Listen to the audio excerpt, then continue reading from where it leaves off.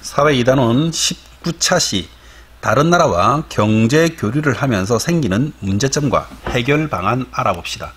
자, 이 시간은 19차시, 20차시를 연속으로 진행하도록 하겠습니다. 우리가 이것과 비슷한 앞에 했어요. 경제가 발전함에 대해서 생기는 문제점과 해결 방안을 했었죠. 그래서 이번 시간도 마찬가지로 앞 시간에 배웠던 경제 교류를 하면 좋은 점도 있습니다. 이게 경제적인 이득을 취하는 거죠.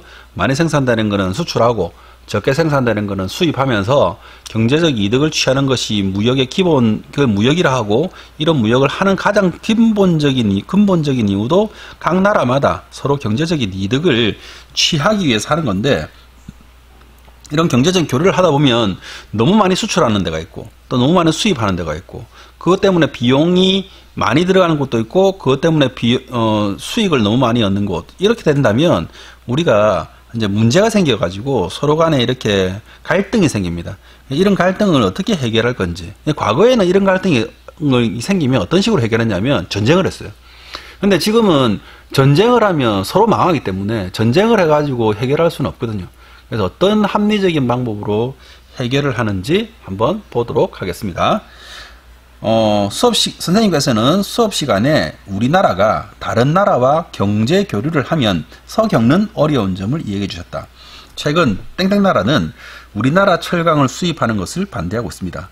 그래서 우리나라 철강 수출이 줄어드는 등 많은 어려움이 예상됩니다. 땡땡 나라는 왜 우리나라 철강 수입을 반대하는 것일까? 무역에 관련된 문제는 왜 발생할까? 아이들이 웅성웅성거리고 있죠. 한번 요건 봅시다.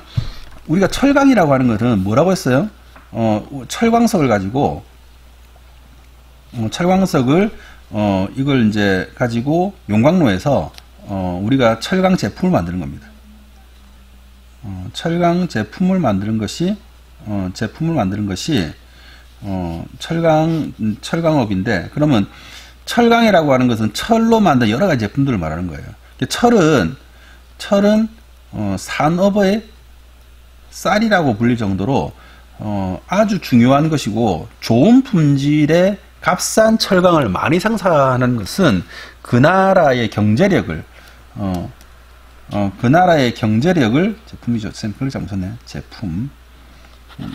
그 나라의 경제력을 이렇게 상징하는 경우도 됩니다. 그래서 각 나라에서는 철강을 생산하기 위해서 굉장히 노력을 합니다. 그러니까 철강을 이 나라에서 생산하고 저 나라에서 생산하는데, 철강은 생산하지만 철강을 만드는 가격, 철강의 가격은 조금씩 차이가 날 수 있는 거예요. 그래서 기술을 발전시키고, 그 다음에 이제 생산비를 줄이면 이러면 생산비가 줄어들게 되죠. 생산비를 줄이게 되면 제품 가격은 떨어집니다. 그럼 제품 가격이 떨어지면 이게 뭐라고 했어요? 가격에 경쟁력이 생기거든요. 똑같은 1톤의 철강을 생산하는데 $100로 생산하는 나라가 있고, 1톤을 생산하는데 80달러를 생산하는 나라가 있어요. 그러면 어느 나라가 더 경쟁력이 있겠습니까? 그렇죠? 80달러에 생산할 수 있는 나라가 경쟁력이 있는 거예요. 그러면 이제 이렇게 경쟁력이 있으면 같은 나라에서 철강을 생산할 때 소비자 입장에서는 국산품 쓰느냐 아니면 수입품 쓰느냐 갈등을 할 거 아닙니까? 그럼 어떤 걸 쓰겠어요? 우리나라 사람이니까 국산품 쓰겠습니까? 아닙니다. 더 싼 가격을 쓰는 것이 훨씬 더 유리하기 때문에 이렇게 되면 수입품 씁니다. 그러면 이렇게 수입품을 쓴다면 그 나라의 철강 산업은 무너질 수밖에 없거든요. 그러니까 그렇게 안 되기 위해서 여기다가 세금을 붙이죠. 세금. 그 세금이 뭐냐면 관세라고 부릅니다. 관세라는 세금을 붙여서 우리나라가 $100 파니까 너네 나라는 80달러 파면 안 된다. 그래서 20달러에 세금을 붙여서 여기를 $100로 만드는 거예요. $100에 판리하라. 그러면 이제 보세요. 아니 무슨 소리냐. 우리는 기술을 개발해가지고 생산비를 낮춰가지고 제품 가격을 낮췄는데 세금을 20달러로 이렇게 매기면 우리는 경쟁력이 없지 않느냐라고 문제가 생긴 거예요. 파는 나라는 파는 나라대로 문제 생기고, 그 다음에 사는 나라는 사는 나라에도 불만이 생기는 겁니다. 이렇게 해서 무역에 대한 분쟁이, 이런 식으로 해서 무역의 분쟁이 생기는 겁니다. 이렇게 생기는 무역 분쟁은 그래도 괜찮은 거예요. 왜 괜찮은 편이냐면 수출하는 나라가 기술을 개발해가지고 생산비를 낮췄으니까.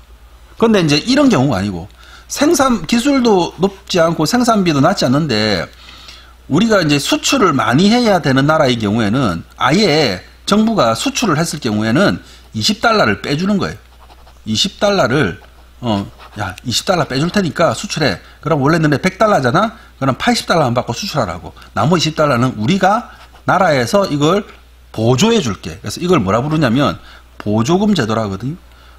이럴 경우에는 진짜 문제 심각한 거예요. 이거는 공정하지 않은 무역의 결과이기 때문에 이거는 심각한 문제가 발생합니다. 요걸 이제 조금 어려운 말로 덤핑이라고 부르는데, 이제 다른 나라에서 자기 나라에서 파는, 자기 나라에서는 1톤에 100달러에 팔고 수출할 때는 80달러에 판다. 그러면 덤핑하는 거거든요. 이게 발견되면은 이거는 굉장히 심각한 문제가 발생합니다. 근데 이제 만약에 기술력을 높여가지고 생산비를 떨어뜨린 경우에는 말도 못하는 거죠. 이런 경우인 그래서 우리가 국제 간의 무역에 대한 분쟁이 발생하는 것은 덤핑을 하느냐, 기술 개발을 해서 물건값이 낮느냐에 대한 문제로 나뉘어지기도 합니다. 그래서 자칫 잘못하면 한 나라의 산업이 무역을 통해서 한 번에 없어질 수도 있고, 또 경쟁력이 높은 경우는 우리나라에서 파는 게 아니라 전 세계 갖다 파니까 엄청나게 이익을 볼 수도 있는 것이 국제무역이기도 합니다. 자, 교과서 138쪽. 우리나라는 세계 여러 나라와 무역을 하면서 이익을 보기도 하지만 문제가 발생한다. 이게 문제예요. 이익도 보지만 문제도 발생한다. 이거는 보세요. 경제 발전하고 경제 발전 때문에 이익을 보기도 하지만 문제가 발생하는 것이 있고, 요거는 국제무역입니다. 국제무역에도 이익을 발생하거나 이익이 보기도 하지만 문제가 발생한다. 경제발전인 경우에는 우리나라 안의 문제인 경우가 상당수지만 국제 문제인 경우에는 나라와 나라 사이 문제입니다. 그래서 나라와 나라 사이 문제가 생겼을 때는 좀 더 복잡한 방식으로 문제가 발생되고 좀 더 복잡한 방식으로 문제가 해결되기 때문에 이거는 자칫 잘못하면 힘센 나라가 힘 약한 나라를 일방적으로 이렇게 할 수도 있는 거예요. 국력이 굉장히 중요한 이렇게 면도 차지합니다. 자, 봅시다. 다른 나라의 수입 제한으로 발생하는 수출의 감소. 이게 이제 만약에 중국 같은 경우에는 우리나라 농산물 수입량이 정해져 있어서 더는 농산물을 수입할 수가 없습니다. 이 중국에서 우리나라 농산물을 더 이상 수입할 수 없다. 마찬가지로 중국에서는 농산물 수출을 많이 하려고 하고 우리가 수입할 수 없다. 이것도 똑같은 방식으로 되는 거예요. 그래서 이거는 뭐냐면 다른 나라의 수입을 제한으로 수입 제한. 수입을 어느 정도까지만 하라고 정해놓은 거예요. 이게 뭐냐면 이걸 수입 할당제. 할당이라는 것은 딱 정해놓은 거예요. 수입 할당제. 자, 이런 경우에는 어떤 품목이냐면 그 나라에서 이 산업이 없어지면 안 되는 것들, 주로 농산물에 관계된 건 많아요. 뭐 쌀 같은 경우에는 생산하는데 비용이 많이 들긴 하지만 위급한 순간에는 쌀이 없으면 생존 자체가 안 되기 때문에 우리나라에서는 쌀이라든지 주식에 대한 농산물의 가격을 일정 정도 맞춰줘야 되고 생산량도 맞춰야 됩니다. 그런데 쌀 같은 경우에는 공동으로 이렇게 국제가 경쟁하게 되면 우리나라는 쌀은 이겨낼 수가 없습니다. 그러니까 우리나라에서는 쌀이 얼마만큼 수입되면 안 된다고 수입할 양을 정해놨어요. 그게 수입 할당제입니다.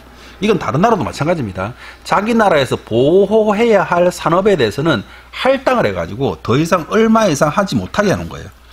자, 두 번째는 한국산 물건의 높은 관세. 관세는 뭐랬습니까? 국외에서 수입하는 물건에서 부과하는 세금입니다. 세금. 이거는 국내에서 해당하는 게 아니고 수출할 때만 해당되는 거예요. 관세를 매기는 이유도 자기 나라의 산업을 보호하기 위해서 매기는 거거든요. 대한민국에 수입하는 세탁기에 세금을 더 부과하겠습니다. 그래서 이거 보세요. A, B, C, D 나라가 있는데 다른 나라는 15%인데 왜 우리나라만 50% 부과하느냐? 그럼 뭐 똑같이 15% 부과하는 거는 상관없는데 우리나라에서만 유독 50% 부과한 것은 잘못된 거다라고 서로 분쟁이 일어난 거예요. 이게 분쟁. 왜 우리나라에서 하느냐? 그러면 이제 아까 앞에서 말했어요. 한국이 기술 개발을 해가지고 가격을 내렸으면 그거는 다른 나라에서 할 말 없는 겁니다. 그런데 만약에 우리나라에서 파는 물건이 우리나라에서는 비싸게 팔고 외국에서 싸게 판다. 이것 때문에 세금을 더 부과하겠다고 하면 그때는 수입하는 나라가 정당성을 가지는 거죠. 이걸 밝혀내는 것이 문제인 거죠. 자, 그 다음 수입 거부 때문에 다른 나라와 일어나는 갈등. 우리나라는 당분간 땡땡 나라의 농산물을 수산물을 수입하지 않겠습니다. 그래서 우리가 이런 이제 여러 나라에서 수입할 수 있는데 어느 특정 나라의 물건만 수입하지 않겠다라고 하는 것은 그 나라의 물건이 나빠서라기보다는 그 나라와 무슨 이유인지 모르겠지만 사이가 나빠서예요. 우리는 지난해에 이거 반대인 경우가 있습니다. 우리나라에서 꼭 필요한 물건들, 반도체를 제작하기 위해서 필요한 물건들을 일본에서 수출을 하지 않겠다라고 주장해서 우리나라가 굉장히 큰 곤혹스러운 상황을 발생했지만, 물론 지금은 잘 이겨냈지만, 그래서 특정한 이유를 가지고 어떤 품목을 수입하지 않겠다 혹은 수출하지 않겠다. 그래서 수입의 거부도 있지만 수출의 거부 때문에 갈등이 일어나기도 합니다. 자, 그 다음에 외국산에 의존해야 하는 물건의 수입 문제. 기후변화로 땡땡 나라의 커피 생산량이 크게 줄어서, 이거는 어쩔 수가 없는 겁니다. 기후가 문제가 생겨가지고 우리가 수입해야 될 물건이 줄어드는 거고. 그러니까 뭐 우리나라에서는 쌀을 제외한 거의 모든 농산물을 수입을 많이 해야 되는데, 기후변화가 생겨가지고 밀이라든지, 그 다음에 옥수수, 그 다음에 뭐 이런 것들의 수입이 안 된다면 굉장히 큰 어려움을 겪습니다. 그래서 외국산에 의존해야 할 물건의 수입, 외국산 물건이어야만 수입하는 거. 그 다음에 이것뿐만 아니죠. 전쟁이 벌어지거나 외국에서, 특히 이제 중동에서 전쟁이 벌어졌을 때 같은 경우에도 마찬가지로 그런 상황이 벌어지면 국제 원유 가격이 급등하게 되고, 그럼 우리나라의 경제에 큰 영향을 미칩니다. 자, 19차 시 다른 나라와 경제 교류를 하면 생기는 여러 가지 문제 해결 방안을 알아봅시다. 이것으로 마치도록 하겠습니다.